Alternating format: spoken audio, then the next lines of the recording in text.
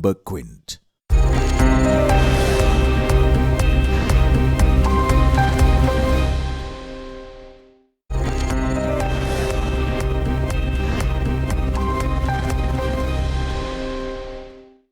Friends, what a pleasure to have Mr. Murthy with all of us.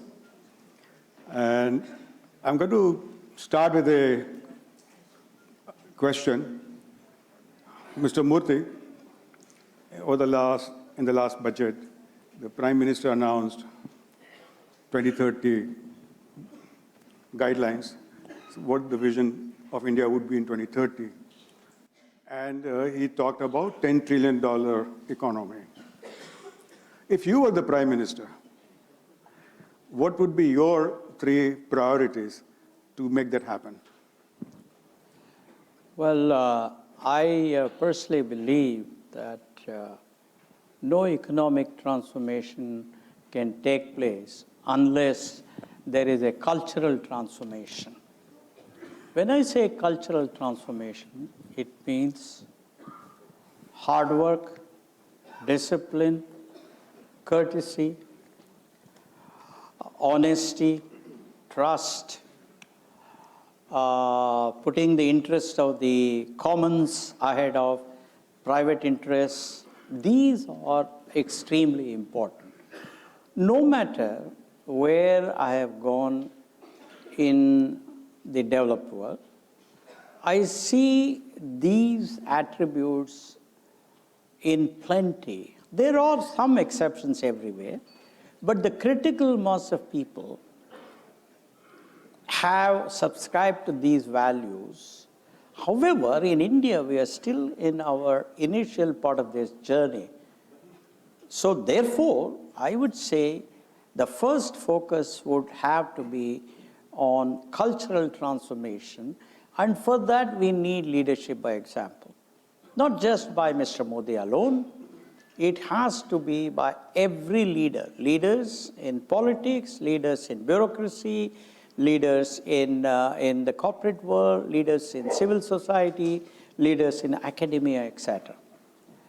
Somehow, we Indians, we tend to get satiated very quickly with minor achievements. Therefore, we have to somehow instill in our younger people that desire to sustain hard work, discipline, then honesty, trust, putting the interests of the commons ahead of private interests, etc. If these things happen, I think that is where Mahatma Gandhi was the greatest leader ever to have walked on the face of, I would say, this earth, but definitely on the face of India. Because he walked the talk. He led by example. In fact, during his journey throughout the country, he insisted on living in an austere manner. He wanted to travel by 3rd class. He would eat whatever others ate, etc., etc. There had to be many plain-clothed people guarding him. No wonder Sarojini Naidu, his compatriot, once said, "It takes a fortune to keep this old man in poverty." But there was a valid reason for that man to symbolize the poorest Indian, because that message was very important. Therefore, I would say the first is that. The second is we have to enhance the contribution of exports or GDP. Today, it's somewhere around 13 to 14%. In a good year, maybe 15%. But no country in the world has managed to show aggressive growth on a sustainable basis unless the contribution of exports was between 25 and 30%. China is one. Look at any of the ASEAN countries, even Vietnam today, which has left India behind. I think all these are great examples of that. Other value of focusing on export is you bring good quality at competitive prices even in the domestic market. So therefore, we have to focus on export. Third, India has to focus on the quality of its education. The quality of education in India, while we all want to say Mera Bharat Mahan and Jai Ho and all of that, the reality is that the quality of Indian education is one of the poorest in the world. Just to give you a data point, in 2004, 2003, we conducted a controlled experiment. We gave a very simple test to students who had passed B in computer science or BTech in computer science. The average mark obtained by them was just 3 out of 100. Just about 3 months ago, one of my former colleagues conducted another test. While 95% of the B in computer science in several colleges in A state, I don't want to name the state, got 95 marks out of 100 when they were given problems that had been solved in the class by the teacher. They got 3 out of 100 when given problems that had not been given that had not yet been solved by their teachers. So therefore, I think our education system has to be enhanced. The fourth one, of course, is that we have to reduce friction to business. Falguni and I were discussing, and even though the friction to business today is much less than what it was when Harish was the chairman of NASSCOM or the president of NASSCOM and I was the vice president. Even today, there is a lot of friction to businesses. I mean, angel tax is a classical example. Praveen has been fighting. But we have to, if this country really wants to create jobs, the only way is through entrepreneurs, and entrepreneurs must be revered. Let me give you a simple example, simple data. 2 years ago, I received an honorary doctorate from Krakow University. That's where Madame Curie studied. That's where Copernicus studied. And the mayor of a small town near Krakow came to know that I was going to be there. He brought 20 elders from his small town, almost a village kind of stuff. And he met me for an hour. He was literally begging me to create 100 jobs in his place. That hunger, that passion, I don't see it in India amongst the politicians and the bureaucrats. I think, therefore, if we combined all these, I do believe that this $10 trillion by 2030, which requires us to get to a compounded growth rate of 12%, which appears extremely impossible, I believe can be achieved if we did some of these.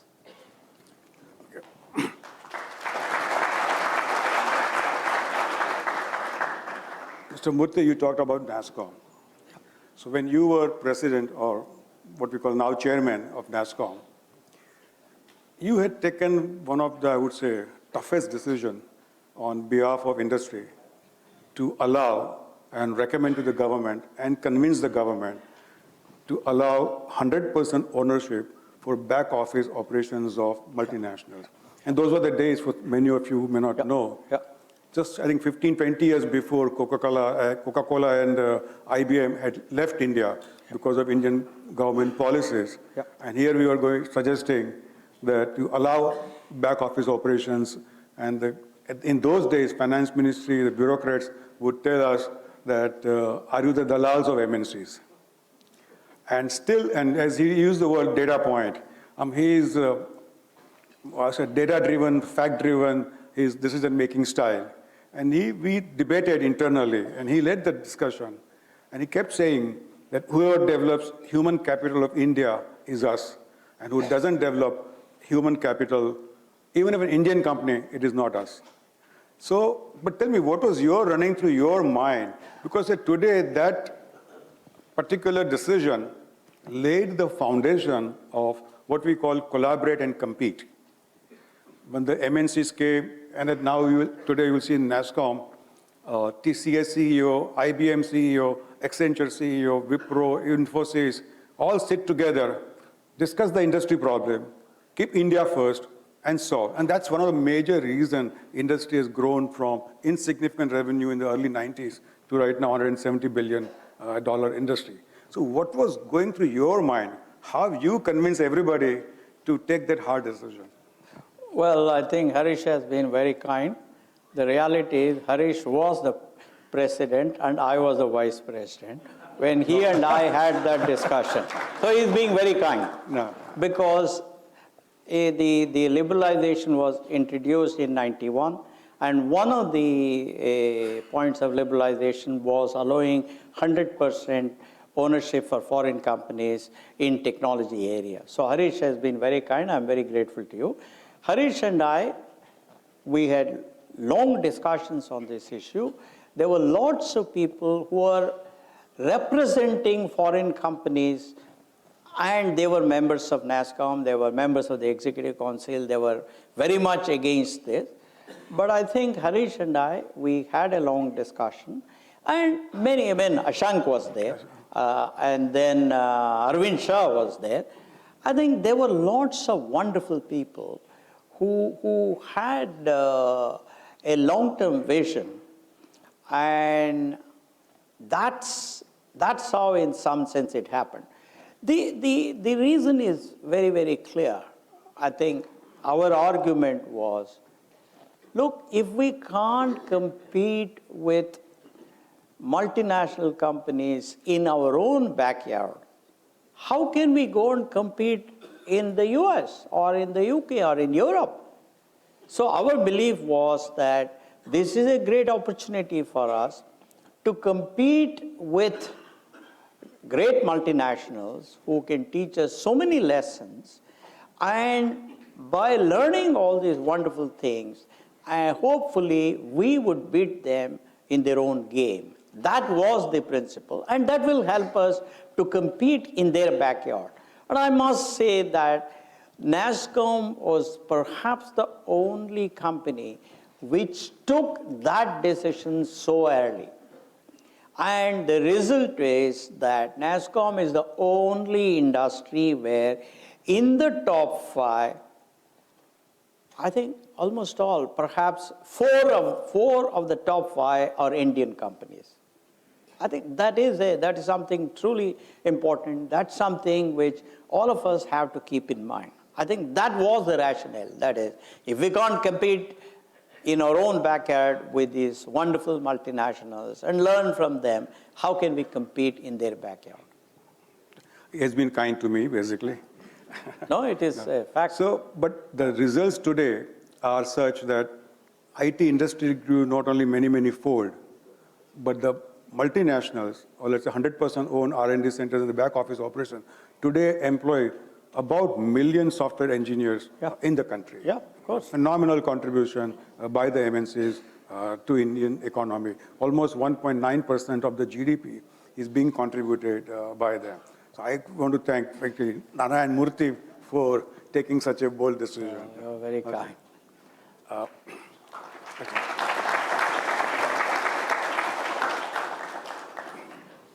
Mr. Murthy, what you see here are budding entrepreneurs.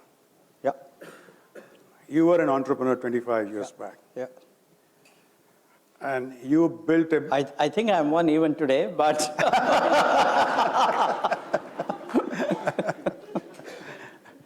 At least in entrepreneurial mindset. Yeah. Fair enough. Huh. So 25 years back, your turnover was about 10 crore, X, whatever, that small number. Yeah. And then you came up, I don't know, I mean, what are the things you did in terms of building a business model where you are reach the sky. And not only that, you change the face of India by number of practices that you and your company employed. What message you would give to the startup entrepreneurs in front of you? Well, I think entrepreneurs of today are much luckier than we were, because there is intense competition here in India itself, and there is intense competition outside. And competition is what will make you stronger and fitter, and is what will bring you much bigger rewards. The problems that we faced were primarily in removing the various hurdles that the government had put in our path to success.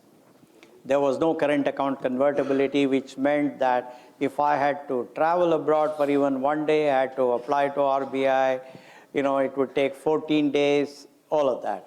I must tell you a story here. Our friend, Ashank, Harish, and our friend, Mr. K.V. Ramani, he applied for 3 days foreign exchange, where he specified that he would spend 2 days in Paris and 1 day in Frankfurt. So when he went to Paris, the person that he was supposed to meet on the second day, he had gone to the headquarters in Frankfurt, and he said, "Why don't you meet me in Frankfurt?" So the result was Mr. K.V. Ramani spent 1 day in Paris and 2 days in Frankfurt. Those days, not only did we have to very clearly specify the purpose of travel, we had to even submit a tour report on how we spent our time. So Ramani, very extremely honest and, very decent guy, he came back and he submitted a report that said that as against the RBI approval of 2 days in Paris and 1 day in Frankfurt, he spent 1 day in Paris and 2 days in Frankfurt. He promptly got a show cause notice. When I used to tell Bimal, when I was on the board of RBI, Bimal used to laugh. He wouldn't believe that it was why we ready. They would say, we can't imagine that this was the kind of India. So our problems were current account convertibility, licensing. We had to go to Delhi 50 times and then wait in the corridors of Department of Electronics to get a license to import a computer worth $100,000, which today is probably, is priced at maybe $10,000. Third, there were no telephone connections. Forget about data connections. It would take 7 years to get a telephone connection. The joke in India used to be that half the people are waiting for a telephone, the other half are waiting for a dial tone.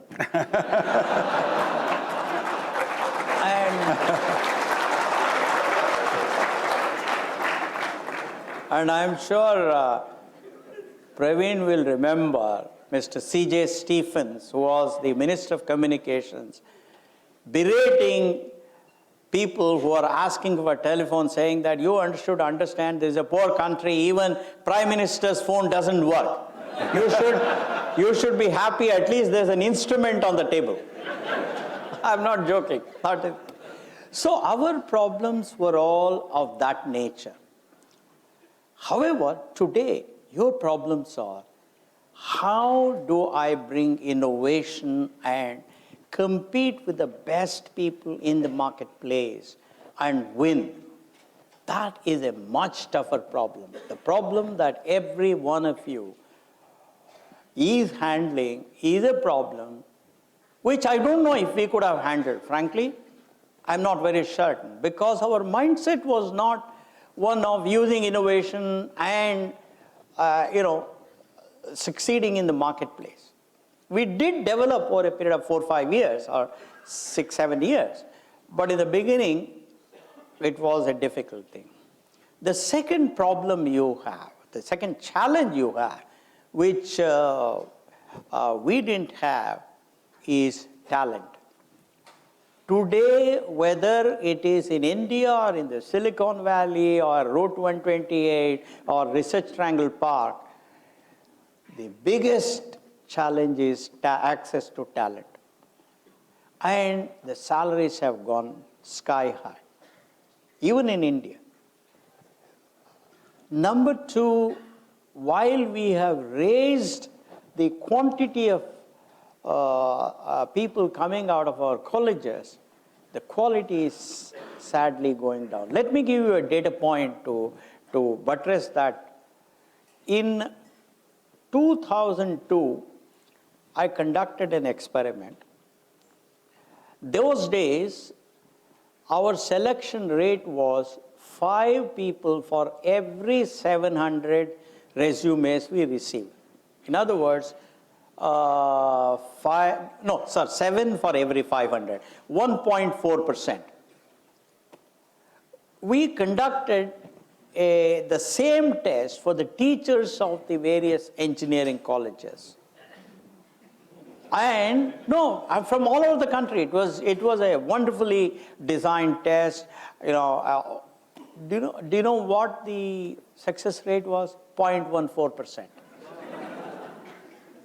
So, no, you can imagine if it was so in 2002, 18 years later, where there's so many students passing out and so many colleges, that the quality of talent is going down. Therefore, your challenge is, how do you mount excellent training programs within your companies, even though you're small, or use considerable amount of money to get these people trained. And then there is, of course, attrition. The attrition for you people is so much more than the attrition that we faced. So I think you're fighting a much tougher battle. However, your ambitions are also much higher. While it was normal for us to wait, I remember in 1981, I had told all my younger colleagues that we would go public by 1991. We couldn't go public. Ashank beat us. I remember he went public in December 1992.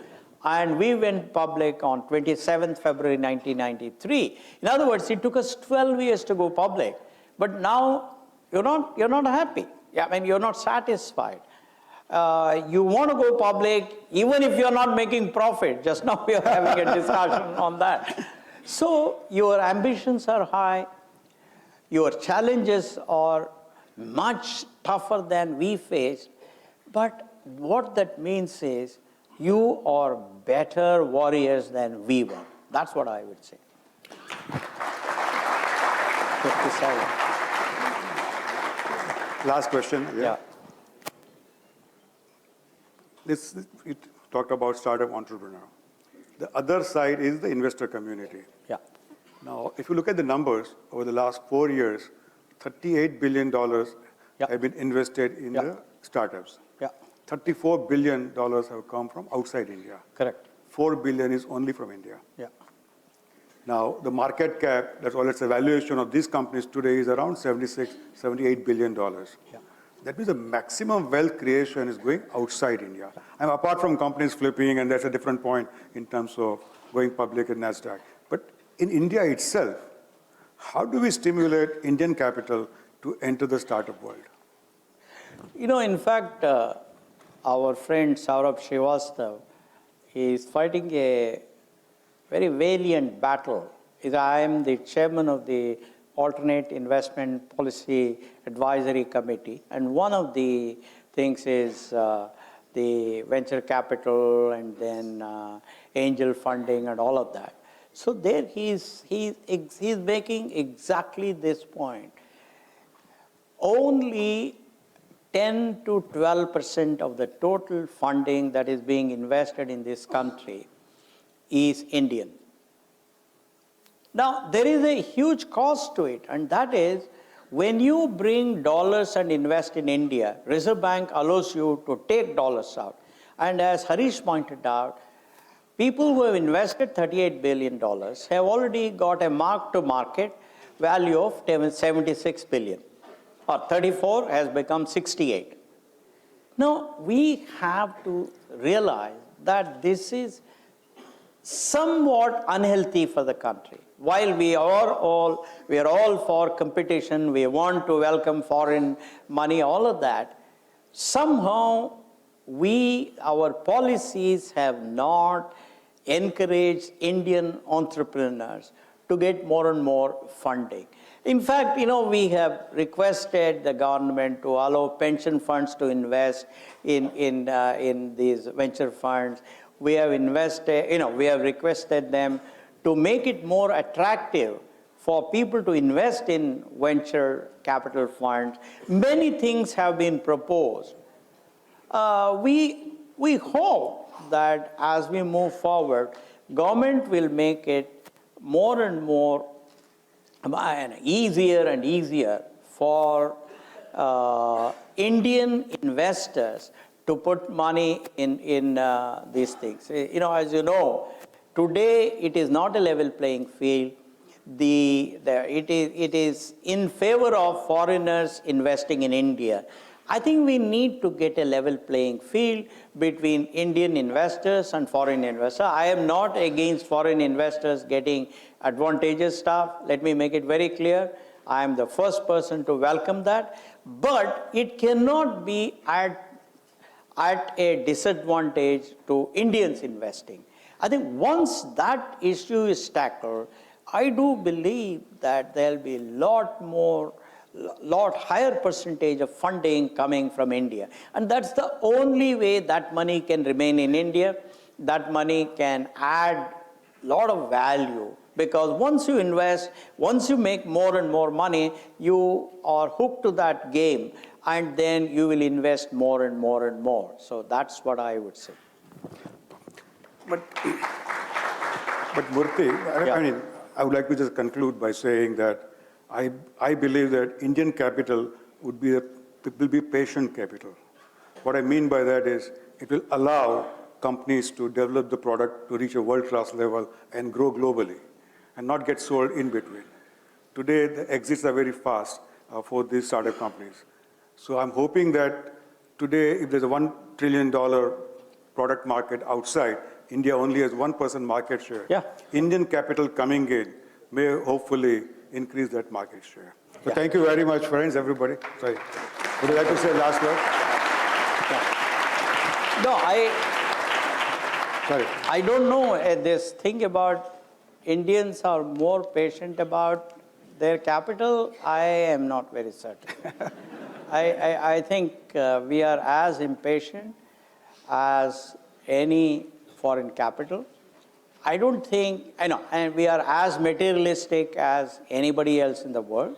All that Bhagavad Gita and all of that is theory, it's good. But when it comes to signing check, when it's a question of receiving returns back, I think we are as impatient. So that's what I Agree or disagree? Thank you very much.